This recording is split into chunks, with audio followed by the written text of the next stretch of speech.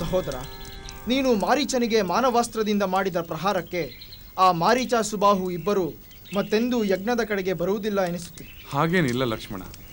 ಅವರು ತಮ್ಮ ಬಲವನ್ನು ಇನ್ನಷ್ಟು ಜೊತೆಗೂಡಿಸಿಕೊಂಡು ನಮ್ಮ ಮೇಲೆ ಆಕ್ರಮಣ ಮಾಡಿದರೆ ಏನೂ ಆಶ್ಚರ್ಯವಿಲ್ಲ. ನಿನ್ನ ಮಾತು ನಿಜ ಸಹೋದರ. ಅದೋ ನೋಡು, ಆ ಸುಬಾಹು ಮತ್ತೆ ಈ ಯಜ್ಞದ ಕಡೆಗೆ ಪ್ರವೇಶ ಮಾಡುತ್ತಿದ್ದಾನೆ.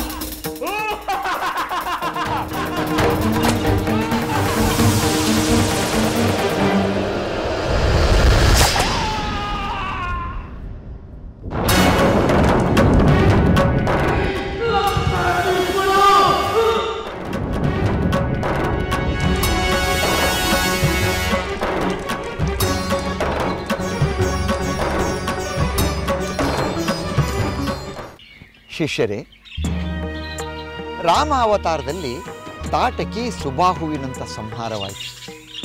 ಅಲ್ಲಿಂದಲೇ ರಾಮನ ಅವತಾರ ದುಷ್ಟರ ನಿಗ್ರಹ, ಶಿಷ್ಟರಿಗೆ ಅನುಗ್ರಹ ನೀಡಲು ಆರಂಭಿಸಿತು.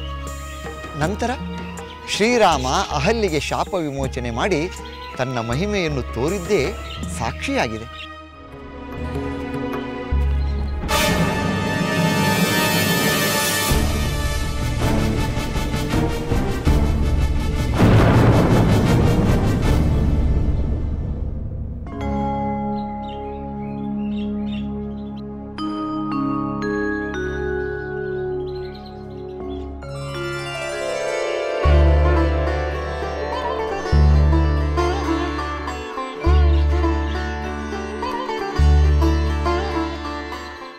ಸಹೋದರಿ ಅಹಲ್ಯಾದೇವಿ, ರಾಮನ ಆಗಮನದಿಂದ ನಿನ್ನ ಶಾಪ ವಿಮೋಚನೆಯಾಯಿತು.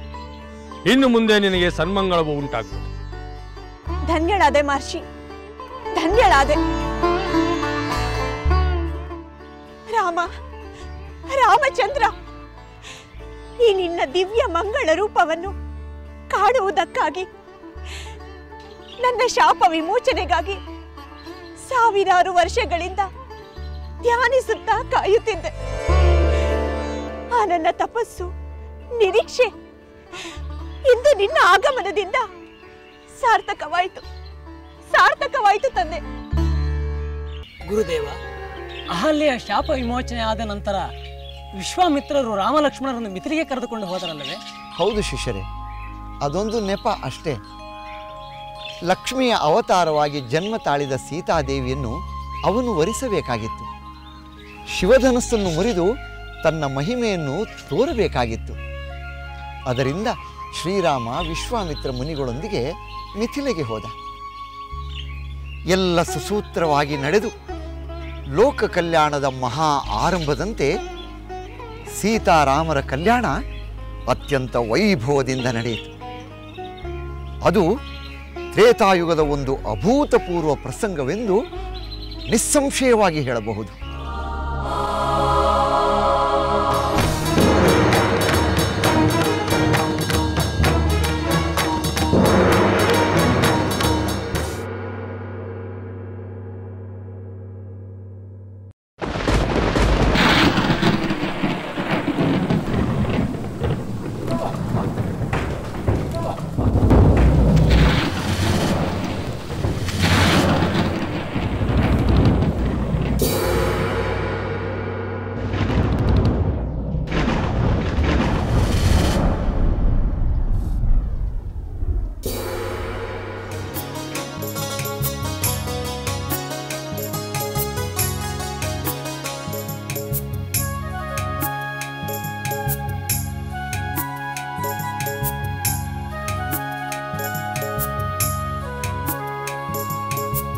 ಕಲ್ಯಾಣ ಶುಭ ಕಲ್ಯಾಣ ಸೀತಾರಾಮರ ಕಲ್ಯಾಣ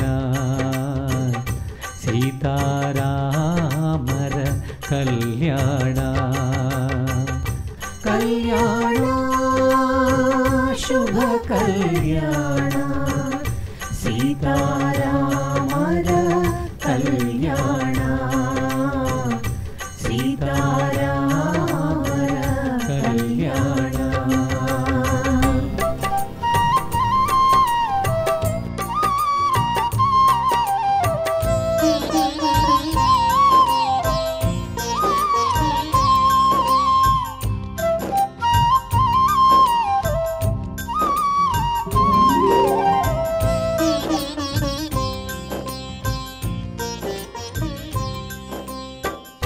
ಸರ್ವೋತ್ತಮನನು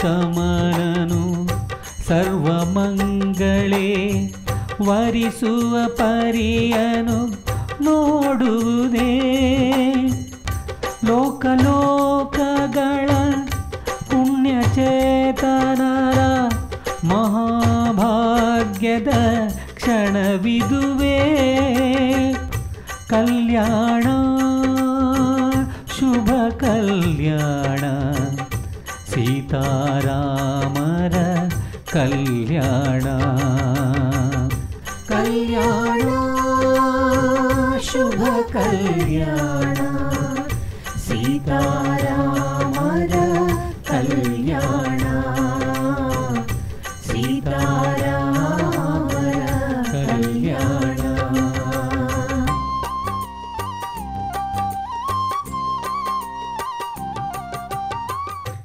ಸೀತಾರಾಮರು ಸಕಲ ಪರಿವಾರ ಸಮೇತ ಅಯೋಧ್ಯೆಗೆ ಮರಳಿದರು.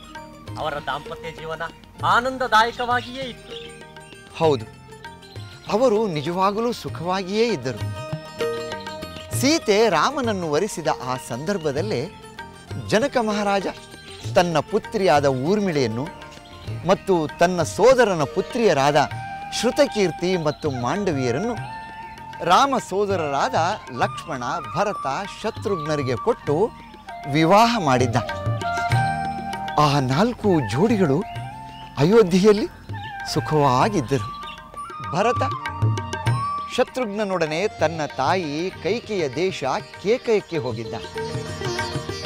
ಅದೇ ಸಮಯದಲ್ಲಿ ದಶರಥ ಮಹಾರಾಜ ಶ್ರೀರಾಮನಿಗೆ ಯುವರಾಜ ಪಟ್ಟ ಕಟ್ಟಲು ನಿರ್ಧರಿಸಿದ.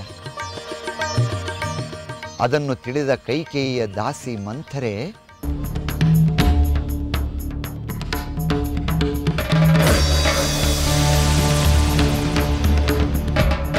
ಮಹಾರಾಣಿ, ನೀವು ಹೀಗೆ ಮೌನವಾಗಿದ್ದರೆ ಎಲ್ಲ ವ್ಯರ್ಥವಾಗುತ್ತದೆ. ಭರತನ ಉಜ್ವಲ ಭವಿಷ್ಯಕ್ಕಾಗಿ ನಾನು ಇಷ್ಟು ಕಾಲ ಪಟ್ಟ ಪ್ರಯತ್ನಗಳೆಲ್ಲ ವ್ಯರ್ಥವಾಗುತ್ತದೆ. ನಿಮಗೆ ದುಃಖವಾದರೆ, ನಿರಾಸೆಯಾದರೆ ನನಗೂ ದುಃಖವಾಗುತ್ತದೆ, ನಿರಾಸೆಯಾಗುತ್ತದೆ. ಅಂದರೆ ಏನು ನಿನ್ನ ಮಾತಿನ ಅರ್ಥ? ನೇರವಾದ ನನ್ನ ಮಾತುಗಳು ಅರ್ಥವಾಗದಷ್ಟು ಅಮಾಯಕಳಾಗಬೇಡಿ ಮಹಾರಾಣಿ.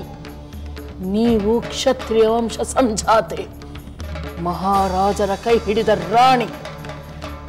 ಅರಮನೆಯ ಒಳ ಹೊರಗೆ ಗುಪ್ತವಾಗಿ ಸಂಚರಿಸುವ ವಂಚನೆಯನ್ನ, ಕ್ರೌರ್ಯವನ್ನ ಅರ್ಥ ಮಾಡಿಕೊಳ್ಳಿ. ಮಹಾರಾಣಿಯಾದ ನಿಮಗೆ ಈ ಸೂಕ್ಷ್ಮಗಳನ್ನೆಲ್ಲ ನಾನು ಹೇಳಿಕೊಡಬೇಕೆ? ಯಾವ ವಂಚನೆ, ಎಂತಹ ಕ್ರೌರ್ಯ, ಅದೇನೆಂದು ಬಿಡಿಸಿ ಹೇಳು. ಮಹಾರಾಜರು ಯಾವಾಗಲೂ ಧರ್ಮಸಮ್ಮತದ ಮಾತುಗಳನ್ನೇ ಆಡುತ್ತೆರೆಂದು ನೀವು ನಂಬಿಕೊಂಡಿದ್ದೀರಾ? ಆಹುದಲ್ಲವೇ? ಅದು ನಿಜ. ಮಹಾರಾಜರ ಮಾತಿನಲ್ಲಿ ಯಾವ ವಂಚನೆಯೂ ಇಲ್ಲ. ಅಯ್ಯೋ, ನಿಮಗೆ ನಾನು ಏನು ಹೇಳಲಿ? ಆ ಮಾತುಗಳು ನಿಮ್ಮನ್ನು ಓಲೈಸಲು ಆಡುವ ಬೋರಿ ಬಣ್ಣದ ಮಾತುಗಳು. ಆ ಮಧುರವಾದ ಮಾತುಗಳ ಮನಸ್ಸಿನಲ್ಲಿ ನಿಮಗೆ ಕೇಡು ಮಾಡುವ ದುರುದ್ದೇಶ ಇರುವುದು ನಿಮಗೆ ಅರ್ಥವಾಗುತ್ತಿಲ್ಲ. ಶೃಂಗಾರದ ಸುಖ ನೀಡಲು ನೀವು ಬೇಕು, ರಾಜಮಾತೆ ಎನಿಸಿಕೊಳ್ಳಲು ಕೌಸಲ್ಯೇ. ಸದಾ ನಿಮ್ಮ ಪ್ರೇಮದಾಲಿಂಗನದಲ್ಲಿ ಆನಂದ ಪಡುವ ಮಹಾರಾಜರ ಮನಸ್ಸಿನಲ್ಲಿ ಹಿರಿಯ ರಾಣಿಯ ಮಗನ ಪಟ್ಟಾಭಿಷೇಕದ ಕನಸು. ಇದ್ಯಾವ ನ್ಯಾಯ?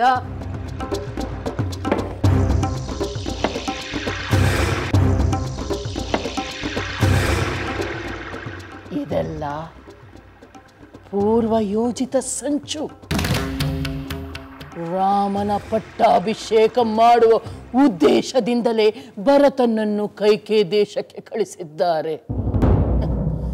ಮಹಾರಾಜರ ಮೋಹಪಾಶದಲ್ಲಿ ಬಳಲುತ್ತಿರುವ ನಿಮಗೆ ಈ ಸಂಚು ಅರ್ಥವಾಗುತ್ತಿಲ್ಲ. ಬಳಲಿದಾಗ ನೀವು ಬೇಕು, ಆಸೆ ಕೆರಳಿದಾಗ ನೀವು ಬೇಕು. ಆದರೆ ಪಟ್ಟಕ್ಕೆ ಮಾತ್ರ ನಿಮ್ಮ ಮಗ ಭರತನಲ್ಲ, ರಾಮ. ಮಹಾರಾಣಿ, ಪತಿ ಅಲ್ಲ, ಪತಿಯ ರೂಪದಲ್ಲಿರುವ ಶತ್ರು.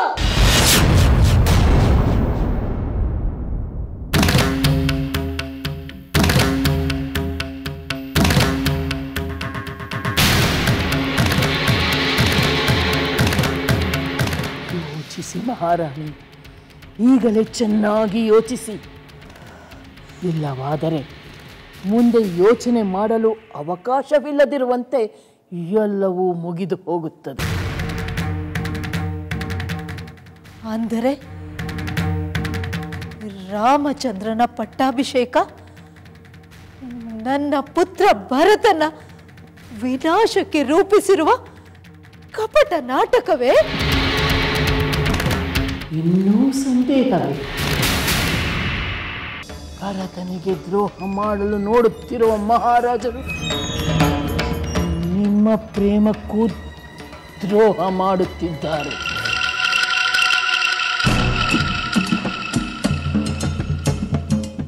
ಇದು ನಿಜವೇ ಮಂಥರೆ? ಇದು ನಿಜವೇ? ಸೂರ್ಯನ ಬೆಳಕಿನಷ್ಟೇ ನಿಜ.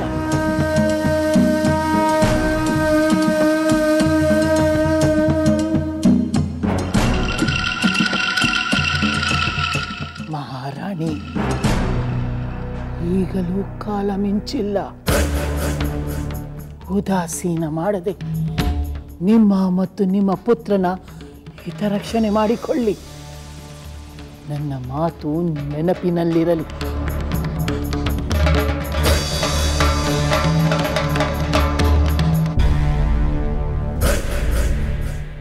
ಒಂದು ವೇಳೆ ರಾಮನ ಪಟ್ಟಾಭಿಷೇಕ ನಡೆದು ಬಿಟ್ಟರೆ ನೀವು ಬದುಕಿದ್ದು ಸತ್ತಂತೆ.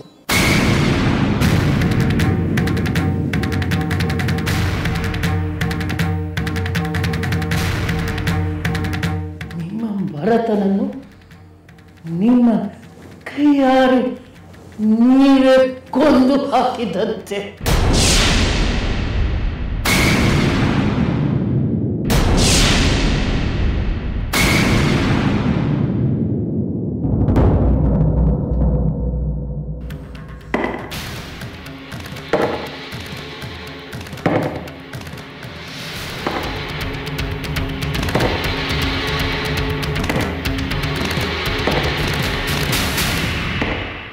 ಮಂಥರೆಯ ದುರ್ಬೋಧನೆಯಿಂದ ಕೈಕೆಯ ಮನಸ್ಸು ಕೆಟ್ಟಿತು.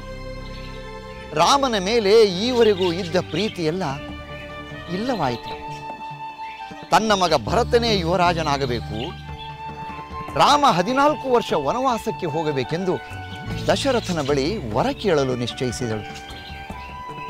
ಅಂದಿನ ರಾತ್ರಿ ದಶರಥ ಮಹಾರಾಜನ ಪಾಲಿಗೆ ನಿಜವಾಗಲೂ ಅತ್ಯಂತ ದಾರುಣವಾದ ರಾತ್ರಿಯಾಯಿತು.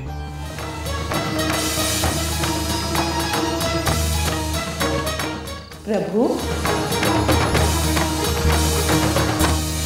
ನೀವೇ ಅನುಗ್ರಹಿಸಿದ ವರವನ್ನು ಈಗ ಈಡೇರಿಸಿ ಎಂದು ಕೇಳಿದರೆ ಇಷ್ಟೊಂದು ಚಿಂತೆ?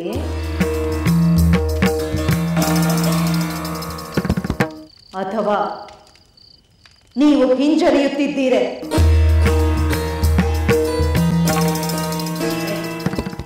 ಎಲ್ಲಿಯಾದರೂ ಉಂಟೆ?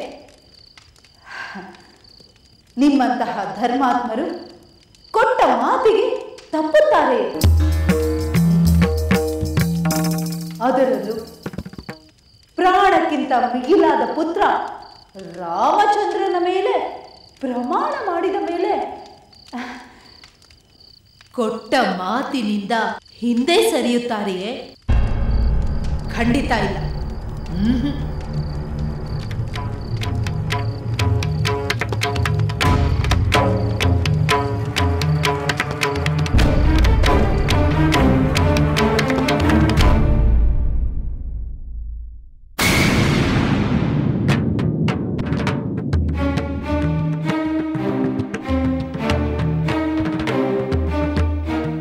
ಏಕೆ ಪ್ರಭು ಈ ಮೌನ?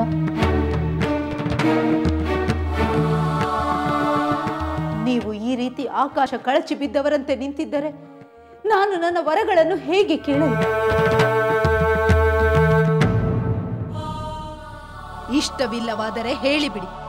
ನಾನು ಈ ಕೋಪಗ್ರಹದಲ್ಲೇ ನರಳಿ ನರಳಿ ಪ್ರಾಣ ಬಿಡುತ್ತೇನೆ. ನಿಮ್ಮನ್ನು ದಾಕ್ಷಿಣ್ಯದಿಂದ ಮುಕ್ತಗೊಳಿಸುತ್ತೇನೆ. ಬೇಡದೇವಿ, ಪದೇ ಪದೇ ಪ್ರಾಣ ಬಿಡುವ ಮಾತುಗಳನ್ನು ಆಡಬೇಡ. ನೀನು ಪ್ರಾಣ ಕಳೆದುಕೊಂಡರೆ ನಾನು ನೆಮ್ಮದಿಯಿಂದ ಬದುಕಲು ಸಾಧ್ಯವೇ? ಕ್ಷಣ ಕ್ಷಣವೂ ನಿನ್ನ ಪ್ರೀತಿಗಾಗಿ ಕಾತರಿಸುತ್ತಿರುವ ನಾನು ನಿನ್ನ ಸಾವನ್ನು ಬಯಸುತ್ತೇನೆ. ಇಲ್ಲ ದೇವಿ, ನೀನಿಲ್ಲದೆ, ನಿನ್ನ ಪ್ರೀತಿ ಇಲ್ಲದೆ ನನ್ನ ಬದುಕು ನಿರರ್ಥಕ.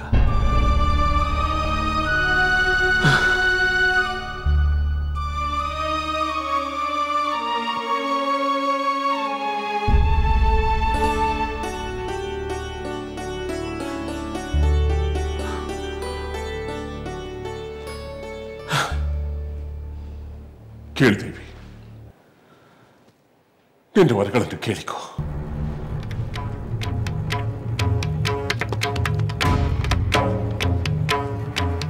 ಪ್ರಭು, ಸರಿಯಾಗಿ ಕೇಳಿಸಿಕೊಳ್ಳಿ. ನಾನು ಕೇಳುವ 2 ವರಗಳಲ್ಲಿ ಮೊದಲನೆಯದು, ನಾನು ಕೇಳುವ 2 ವರಗಳಲ್ಲಿ ಮೊದಲನೆಯದು. ಕೇಳಿದೇವಿ, ಇನ್ನೂ ಹಿಂಜರಿಕೆ. ನಿನ್ನ ಕೋರಿಕೆಯನ್ನು ನೆರವೇರಿಸುವೆನೆಂದು ಮಾತು ಕೊಟ್ಟಾಯಿತು.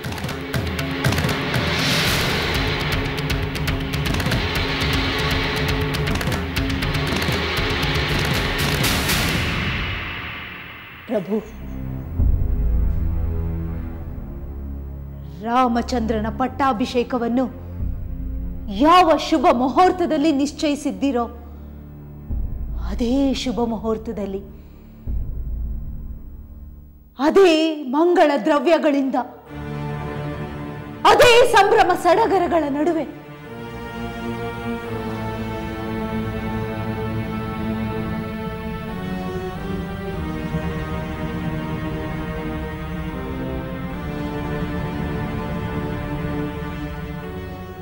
ಏಕೆ ಪ್ರಭು? ನಾನು ಪೂರ್ತಿ ವರವನ್ನು ಕೇಳುವುದಕ್ಕೆ ಮೊದಲೇ ನಿಮ್ಮಲ್ಲಿ ಈ ಆತಂಕ?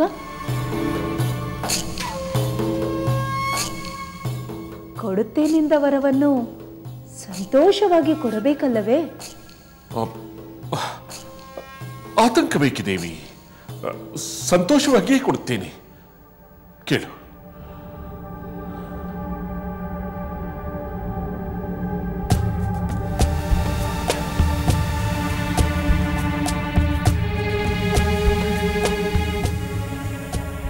ಅದೇ ಮಂಗಳ ದ್ರವ್ಯಗಳಿಂದ, ಅದೇ ಸಂಭ್ರಮ ಸಡಗರಗಳ ನಡುವೆ ನನ್ನ ಪುತ್ರ ಭರತನಿಗೆ ಪಟ್ಟಾಭಿಷೇಕವಾಗಬೇಕು. ಪುತ್ರ ಭರತನಿಗೆ ಪಟ್ಟಾಭಿಷೇಕವಾಗಬೇಕು. ನನ್ನ ಪುತ್ರ ಭರತನಿಗೆ ಪಟ್ಟಾಭಿಷೇಕವಾಗಬೇಕು. ಪುತ್ರ ಭರತನಿಗೆ ಪಟ್ಟಾಭಿಷೇಕವಾಗಬೇಕು.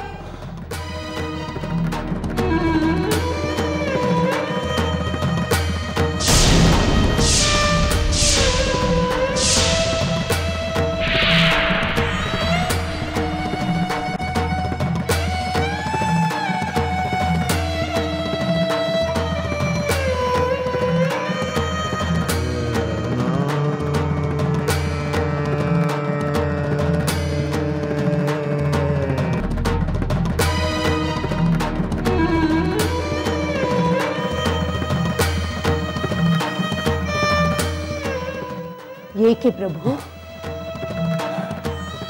ನನ್ನ ಮೊದಲನೇ ವರವನ್ನು ಕೇಳಿಯೇ ದಿಗ್ಭ್ರಾಂತರಾಗಿ ಮಾತು ಮರೆತು ಬಿಟ್ಟಿರಲ್ಲ. ನನ್ನ ಎರಡನೆಯ ವರವೇನೆಂದು ಕೇಳುವುದಿಲ್ಲವೇ?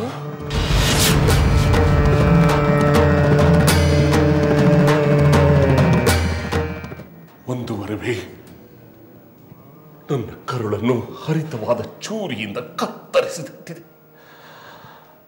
ಇನ್ನು ಎರಡನೇ ವರ ಖಡ್ಗದಿಂದ ನನ್ನ ಹೃದಯವನ್ನು ಇರಿದು ಬಿಡುವುದೋ ಏನು?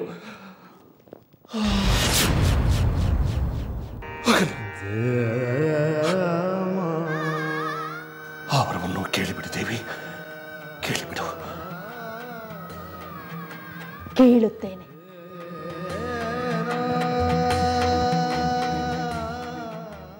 ಕೇಳಿಯೇ ಕೇಳುತ್ತೇನೆ ಪ್ರಭು. ನನ್ನ ಎರಡನೇ ವರ 14 ವರ್ಷ, ಒಂದಲ್ಲ ಎರಡಲ್ಲ 14 ವರ್ಷಗಳ ಕಾಲ ನಿಮ್ಮ ಪ್ರಿಯ ಪುತ್ರ ರಾಮಚಂದ್ರ ನಾರ ಮುಡಿಯನ್ನುಟ್ಟು ವನವಾಸಕ್ಕೆ ಹೋಗಬೇಕು.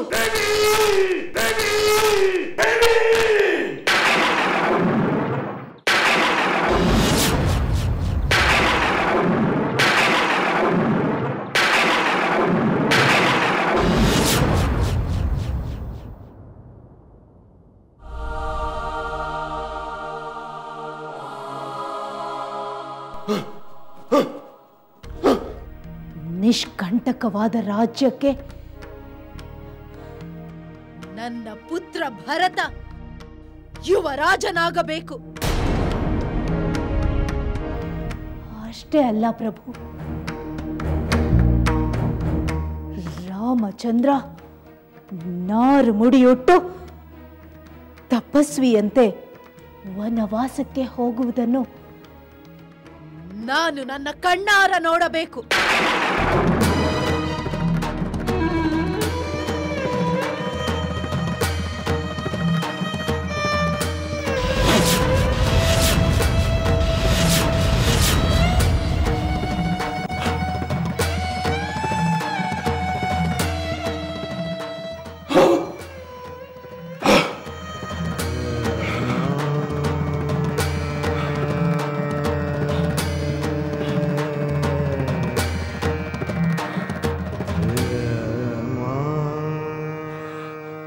ಪ್ರಭು, ಸೂರ್ಯವಂಶದವರು ಕೊಟ್ಟ ಮಾತಿಗೆ ಎಂದಿಗೂ ತಪ್ಪುವುದಿಲ್ಲ ಎಂಬುದು ಲೋಕ ಪ್ರಸಿದ್ಧವಾಗಿದೆ. ಇಂತಹ ಕೀರ್ತಿಗೆ ನೀವು ಕಂಟಕಪ್ರಾಯರಾಗಬಾರದು ಅಲ್ಲವೇ ಪ್ರಭು? ಸೂರ್ಯದೇವ,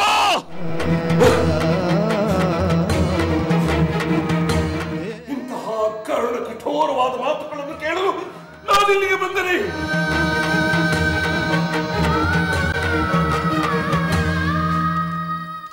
ಇದು ಕನಸು ಅಥವಾ ನನಸು? ಕನಸಾಗಿದ್ದರೆ ನನ್ನ ಹೃದಯವೇ ಒಡೆದು ಹೋಗಬೇಕಾಗಿತ್ತಲ್ಲ.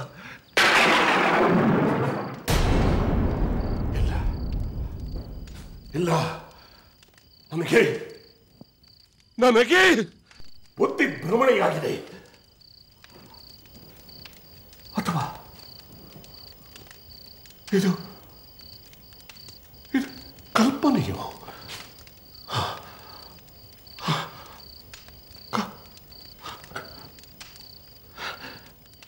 ಇಲ್ಲ ಪ್ರಭು, ಇದೇ ಸತ್ಯ. ಸತ್ಯ ಸತ್ಯ, ಕನಸಲ್ಲ, ಇದು ಕನಸಲ್ಲ. ದೇವಿ, ಹೇಗೆ ದೇವಿ? ನಿನ್ನ ಅನುರಾಗದ ಮಾತುಗಳಿಂದ ಅಮೃತವನ್ನು ಕೊಡಲು ಬಂದ ದೇವತೆ ಎಂದು ತಿಳಿದುಕೊಂಡಿದ್ದೆ.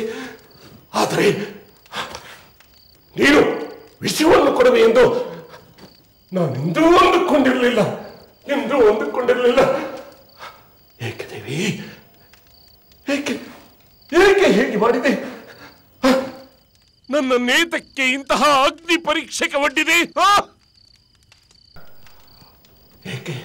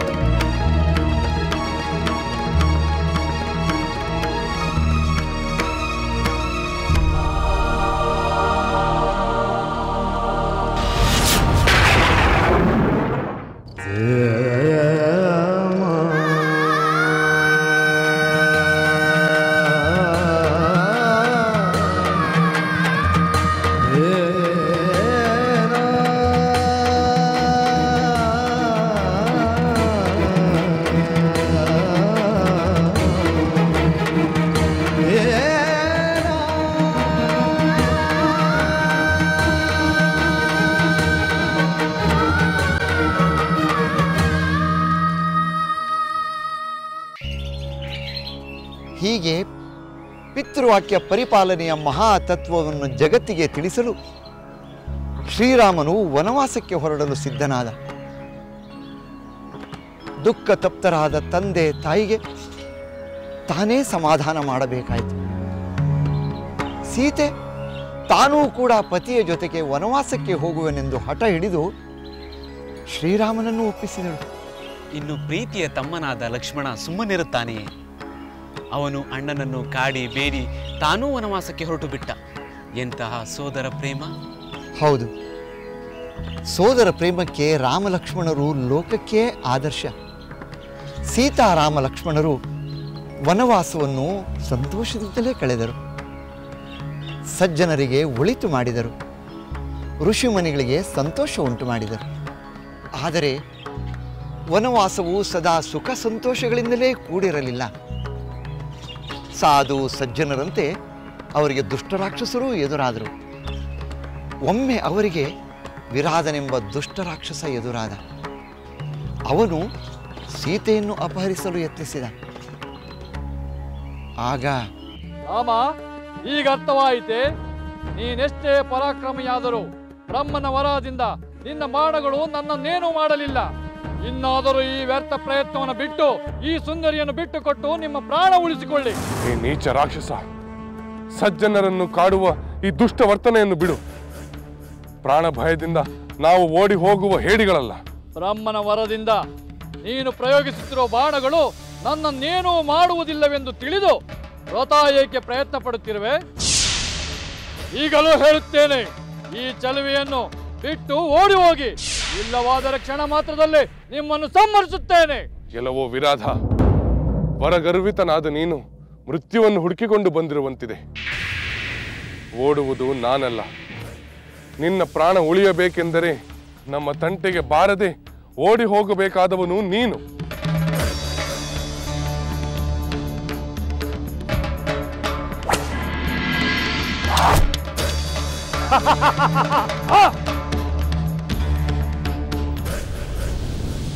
ಈ ಯುದ್ಧದಲ್ಲಿ ಆಟವಾಡುತ್ತಾ ಒತ್ತು ಕಳೆಯಲು ನನಗಿಷ್ಟವಿಲ್ಲ. ನಿಮ್ಮಿಬ್ಬರನ್ನು ಎತ್ತುಕೊಂಡು ಹೋಗಿ ದೂರದಲ್ಲಿ ಎಸೆದು ಈ ಸುಂದರಿಯನ್ನು ಪಡೆಯುತ್ತೇನೆ.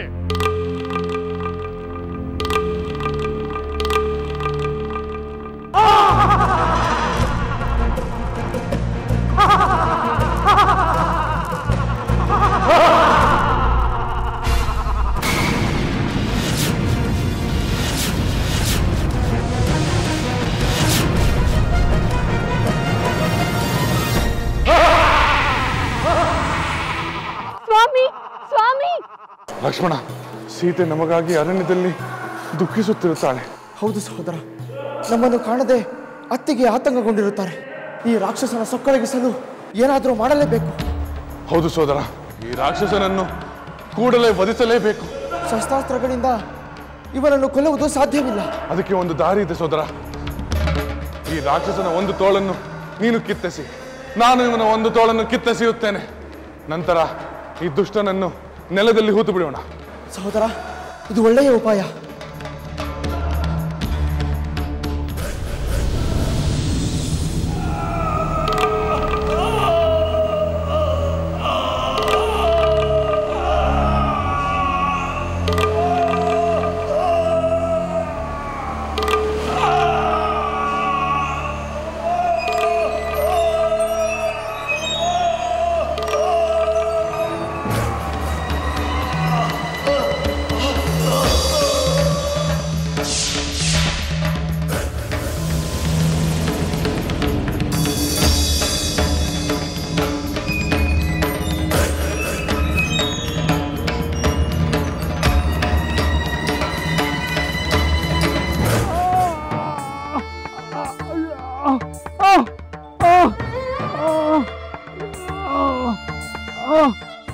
ಲಕ್ಷ್ಮಣ, ಮದ್ದಾನೆಗಿಂತಲೂ ಭಾರವಾದ ದೇಹವುಳ್ಳ ಈ ರಾಕ್ಷಸನನ್ನು ಹೂಳಲು ಒಂದು ದೊಡ್ಡದಾದ ಹಳ್ಳವನ್ನು ತೋಡ. ಆಗಲಿ ಸಹೋದರ, ಆ ಕೆಲಸವನ್ನು ಈಗಲೇ ಆರಂಭಿಸುತ್ತೆ. ಲಕ್ಷ್ಮಣ, ದಯಮಾಡಿ ಮೊದಲು ನನ್ನ ಮಾತುಗಳನ್ನು ಕೇಳಿ. ನೋಡು ಸಹೋದರ, ಆಟೋಪದಿಂದ ಅಬ್ಬರಿಸಿದ ಈ ದುಷ್ಟ ಈಗ ನನ್ನ ಮಾತನ್ನು ಕೇಳಿ ಎಂದು ಬೇಡುತ್ತಿದ್ದಾನೆ.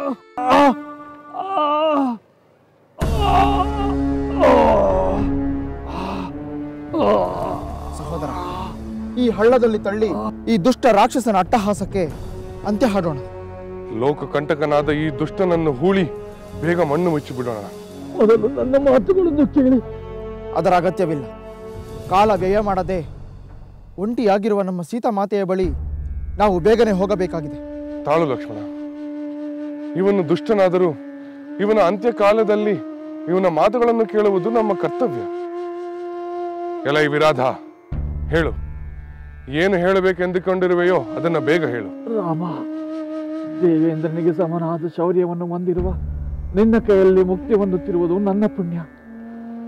ಮೋಹದಿಂದ ಕೂಡನಾದ ನಾನು ಮೊದಲೇ ನಿನ್ನ ಮಹಿಮೆಯನ್ನು ಅರಿತುಕೊಳ್ಳಲಿಲ್ಲ. ಈಗ ಅರಿತುಕೊಂಡು ಏನಾಗಬೇಕು? ರಾಮ, ನಾನು ರಾಕ್ಷಸ ಕುಲದಲ್ಲಿ ಹುಟ್ಟಿದವನಲ್ಲ. ಕುಬೇರನ ಶಾಪದಿಂದ ರಾಕ್ಷಸ ರೂಪವನ್ನು ಪಡೆದೆ. ಏನು? ನೀನು ಶಾಪಗ್ರಸ್ತನಾದ ಗಂಧರ್ವನೇ?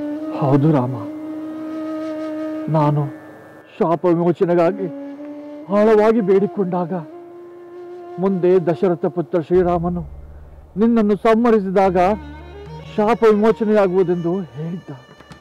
ಅದು ಈಗ ನಿಜವಾಗುತ್ತಿದೆ. ನಿನ್ನ ಕೃಪೆಯಿಂದ ನಾನು ಮತ್ತೆ ನಿಜ ರೂಪದಲ್ಲಿ ಸ್ವರ್ಗಕ್ಕೆ ಹೋಗಬೇಕಾಗಿದೆ. ಎಲೈ ಗಂಧರ್ವ, ಕುಬೇರ ನಿನಗೆ ಶಾಪ ಕೊಡಲು ಏನು ಕಾರಣ? ರಾಮಚಂದ್ರ, ನಾನು ಒಮ್ಮೆ ಕುಬೇರನ ಸೇವೆಯಲ್ಲಿ ಅಲಕ್ಷ್ಯ ತೋರಿ ರಂಬೆಯೊಡನೆ ವಿವರಿಸುತ್ತಿರುವಾಗ ಕೆರಳಿದ ಕುಬೇರ ಘೋರ ರಾಕ್ಷಸ ರೂಪ ಬರುವಂತೆ ಶಾಪವಿತ್ತ. ನಿಮ್ಮ ಕೃಪೆಯಿಂದ ಶಾಪ ವಿಮುಕ್ತನಾಗುವ ಸದಾವಕಾಶ ನನಗೆ ಬಂದಿದೆ. ಈಗ ನೀವು ಅಂದುಕೊಂಡಂತೆ ಈ ದೇಹವನ್ನು ಈ ಹಳ್ಳದಲ್ಲಿ ಹೂಳಿ ಇಲ್ಲಿಗೆ 1.5 ಯೋಜನಾ ದೂರದಲ್ಲಿ ಮಹಿಮಾವಂತರಾದ ಶರಭಂಗ ಮಹರ್ಷಿಗಳ ಆಶ್ರಮವಿದೆ. ಅಲ್ಲಿಗೆ ಹೋಗಿ ನಿಮಗೆ ಮಂಗಳವಾಗಲಿ. ಲಕ್ಷ್ಮಣ, ಪಾಪ, ಬೇಗ ಈ ರಕ್ಕಸನ ಜನ್ಮಕ್ಕೆ ಮುಕ್ತಿ ದೊರಕಲಿ. ಇವನ ದೇಹವನ್ನು ಹೂತು ನಾವು ಸೀತೆಯ ಬಳಿಗೆ ಬೇಗ ಹೊರಡೋಣ.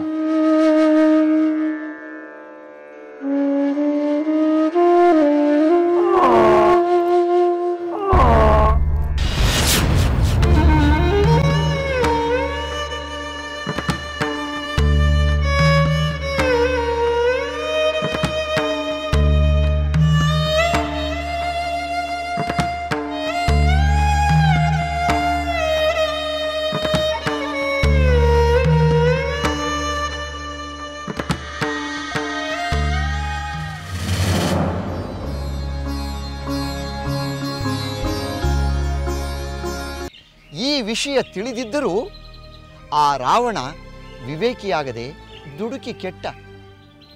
ಪಾಪ, ಅವನೇನು ಮಾಡುತ್ತಾನೆ? ಅವನು ಸೇರಿದಂತೆ ಅನೇಕ ರಾಕ್ಷಸರು ಶ್ರೀರಾಮನಿಂದ ಹತರಾಗಬೇಕೆಂದು ವಿಧಿ ಸಂಕಲ್ಪವಿತ್ತಲ್ಲ.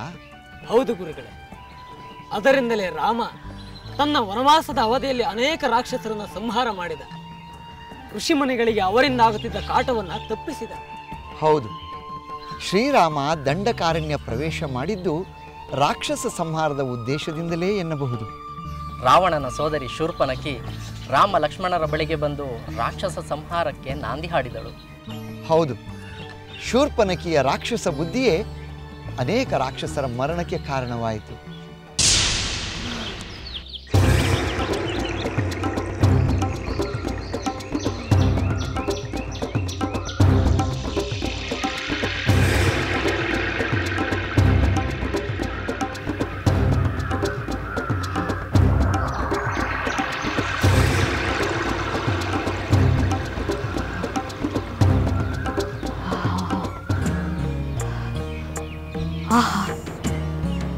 ಎಂತಹ ಸುಂದರ ಪುರುಷ!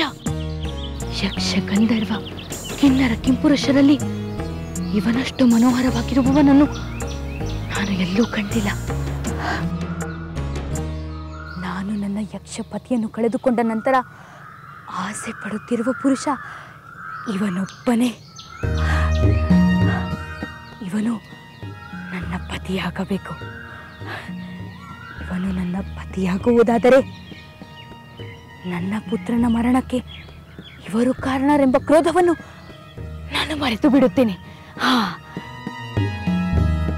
ಆದರೆ ಇವನಿಗಾಗಲೇ ಮದುವೆಯಾಗಿರುವಂತಿದೆ.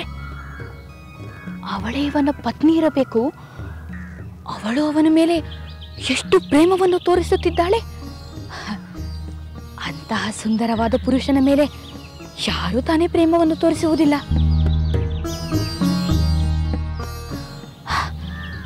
ಇವನನ್ನು ನಾನು ಪಡೆಯಲೇಬೇಕು. ನಾನು ಈ ರೂಪದಲ್ಲಿ ಹೋದರೆ ಅವನು ಹೆದರೇ ಬಿಟ್ಟಾನು. ಸುಂದರನನ್ನು ಮೋಹಿಸಲು ಸುಂದರಿಯಾಗಿಯೇ ಹೋಗಬೇಕು.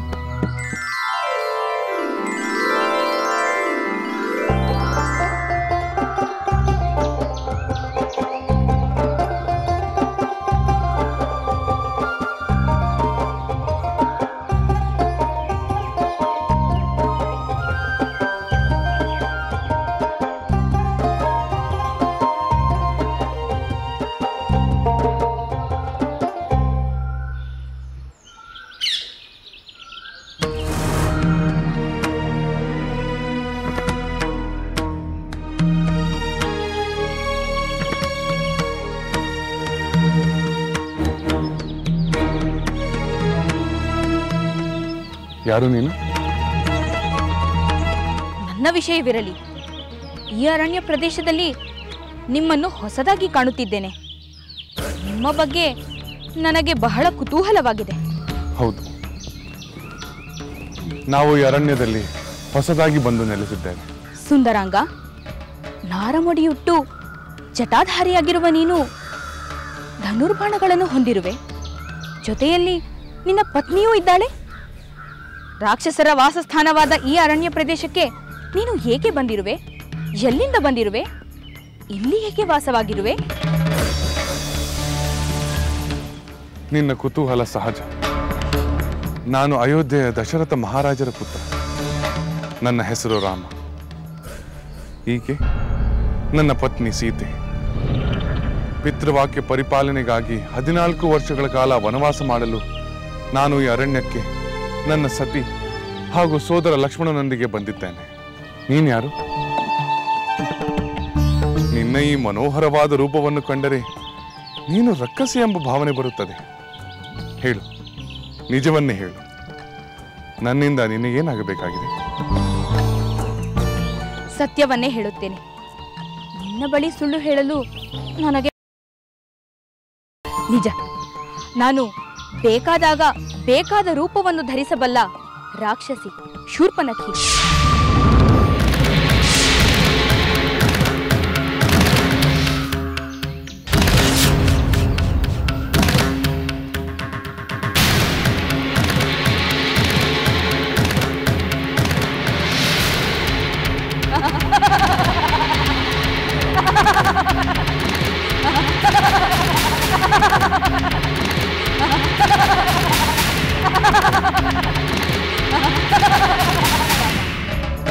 ಈ ನಿನ್ನ ಸುಂದರವಾದ ರೂಪಕ್ಕೆ ನಾನು ಮೋಹಿತಳಾಗಿದ್ದೇನೆ. ನಿನ್ನನ್ನು ನನ್ನ ಗಂಡನಾಗಿ ಪಡೆಯಬೇಕೆಂಬ ಆಸೆಯಿಂದ ನಿನ್ನ ಬಳಿ ಬಂದಿದ್ದೇನೆ. ರಾಕ್ಷಸರ ಕಾಟ ಮುಗಿಯುತ್ತೆಂದರೆ ಈ ರಾಕ್ಷಸಿಯ ಕಾಟ ಆರಂಭವಾಯಿತಲ್ಲ. ಎಷ್ಟು ಧೈರ್ಯ ಈ ರಾಕ್ಷಸಿಗೆ!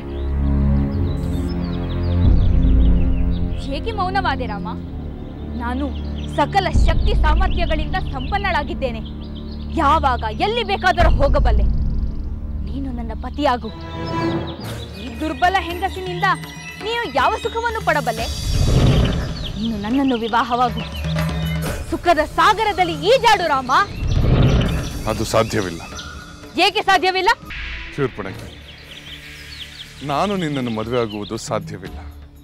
ಏಕೆಂದರೆ ನಾನು ಏಕಪತ್ನಿ ವ್ರತಸ್ಥ. ಈ ಜನ್ಮದಲ್ಲಿ ನನ್ನ ಸೀತೆಯನ್ನು ಬಿಟ್ಟು ಉಳಿದ ಸ್ತ್ರೀಯರೆಲ್ಲರೂ ನನಗೆ ಮಾತೆಯರು, ಸೋದರಿಯರು ಮಾತ್ರ. ದಯಮಾಡಿ ಈ ಅರ್ಥಹೀನ ಆಸೆಯನ್ನು ಬಿಟ್ಟು ನಿನ್ನ ಪಾಡಿಗೆ ನೀನು ಹೊರಟು ಹೋಗು. ಸಾಧ್ಯವಿಲ್ಲ. ನಾನು ಇಷ್ಟಪಟ್ಟ ಪುರುಷನನ್ನು ಪಡೆಯದೆ ಇಲ್ಲಿಂದ ಹೋಗಲು ಸಾಧ್ಯವೇ ಇಲ್ಲ. ಈ ನಿನ್ನ ಹೆಂಡತಿಯನ್ನು ಕೊಂದರೆ ನೀನು ನನ್ನೊಡನೆ ಏಕಪತ್ನಿ ವ್ರತಸ್ಥನಾಗಿಯೇ ಇರಬಹುದು. ಶೂರ್ಪಣಖಿ, ನನಗೂ ಒಬ್ಬ ಪತಿ ಇದ್ದ. ಅವನನ್ನು ನನ್ನ ಸೋದರನೇ ಕೊಂದು ಹಾಕಿದ. ನಿನ್ನ ಹೆಂಡತಿಯನ್ನು ನಾನು ಕೊಲ್ಲುತ್ತೇನೆ. ಆನಂತರ ನಾವು ವಿವಾಹಿತರಾಗಿ ಈ ಅರಣ್ಯ ಪ್ರದೇಶಗಳಲ್ಲಿ ಆನಂದದಿಂದ ವಿಹರಿಸೋಣ. ಹೌದು ರಾಮ, ಇವಳು ಇರುವವರೆಗೂ ನೀನು ನನ್ನ ಮೇಲೆ ಮನಸ್ಸು ಮಾಡುವುದಿಲ್ಲ. ಮೊದಲು ಇವಳನ್ನು ತಿಂದು ಹಾಕುತ್ತೇನೆ. ಸೀತೆ, ಲಕ್ಷ್ಮಣ, ಕ್ರೂರಿಗಳು ಅನಾರ್ಯರಾದವರೊಡನೆ ಯಾವುದೇ ಕಾರಣದಿಂದಲೂ ಪರಿಹಾಸ ಸಲ್ಲದು. ಇವಳನ್ನು ಹೀಗೆ ಬಿಟ್ಟರೆ ಸೀತೆಯನ್ನು ತಿಂದೇ ಬಿಡುತ್ತಾಳೆ. ಈ ದುಷ್ಟ ಹೆಂಗಸಿನ ರೂಪಿನಷ್ಟೇ ಬುದ್ಧಿಯು ವಿಕಾರವಾಗಿದೆ. ಇವಳನ್ನು ಇನ್ನಷ್ಟು ವಿರೂಪಗೊಳಿಸಿ ಇಲ್ಲಿಂದ ಅಟ್ಟಿಬಿಡು. ಆಗಲಿ ಸಹೋದರ, ನಾನು ನಿನ್ನ ಆಜ್ಞೆಗಾಗಿ ಕಾಯುತ್ತಿದ್ದೆ. ಏ ದುರುಳ ರಕ್ಕಸಿ, ನೀನು ಅತ್ತಿಗೆಯ ಮೇಲೆ ಆಕ್ರಮಣ ಮಾಡಿ ಮಹಾಪರಾಧವನ್ನೇ ಮಾಡಿರುವೆ. ಈ ನಿನ್ನ ದುರ್ನಡತೆಗೆ ತಕ್ಕ ಶಿಕ್ಷೆಯನ್ನು ನೀಡುತ್ತೇನೆ.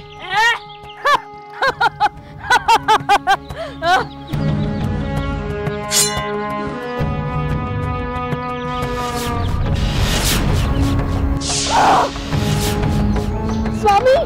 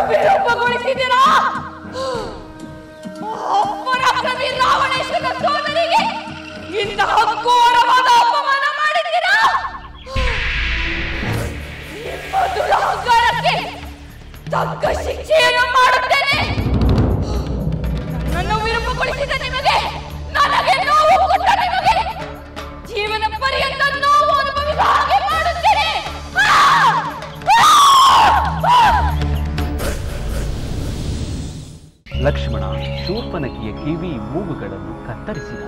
ಇದರಿಂದ ಅಪಮಾನಿತಳಾದ ಅವಳು ದುಃಖಿಸುತ್ತಾ ಹೋಗಿ ತನ್ನ ಸೋದರರಾದ ಖರದೂಷಣರ ಬಳಿ ಗೋಳಾಡಿದಳು. ಅವರನ್ನು ಶ್ರೀರಾಮನ ಮೇಲೆ ಯುದ್ಧ ಮಾಡುವಂತೆ ಪ್ರಚೋದಿಸಿದಳು. ಹೌದು, ಅದರಂತೆ ಖರದೂಷಣರು ತಮ್ಮ 14,000 ರಾಕ್ಷಸ ಸೈನ್ಯದೊಂದಿಗೆ ಶ್ರೀರಾಮನ ಮೇಲೆ ಯುದ್ಧಕ್ಕೆ ಬಂದರು. ರಾಮ ಸೀತೆಯನ್ನು ಲಕ್ಷ್ಮಣನ ರಕ್ಷಣೆಯಲ್ಲಿ ಇರಿಸಿ ಏಕಾಂಗಿಯಾಗಿ ಖರದೂಷಣರ ಅಪಾರವಾದ ಸೈನ್ಯದೊಡನೆ ಯುದ್ಧ ಮಾಡಿದ.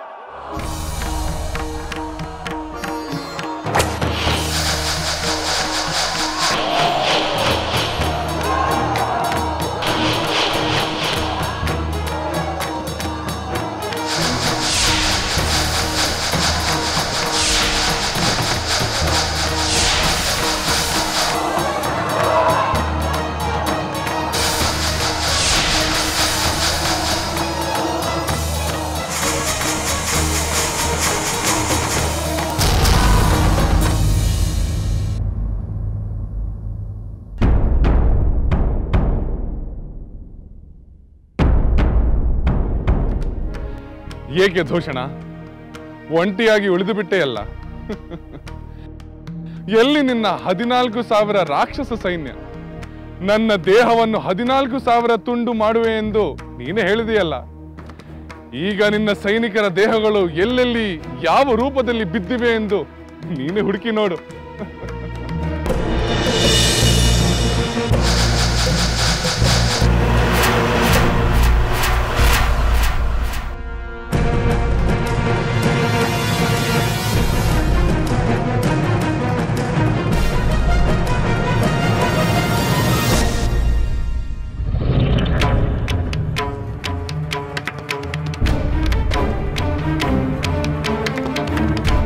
ಲಕ್ಷ್ಮಣ, ನಾನು ನನ್ನ ಸ್ವಾಮಿಯನ್ನು ಈಗಲೇ ನೋಡಬೇಕು.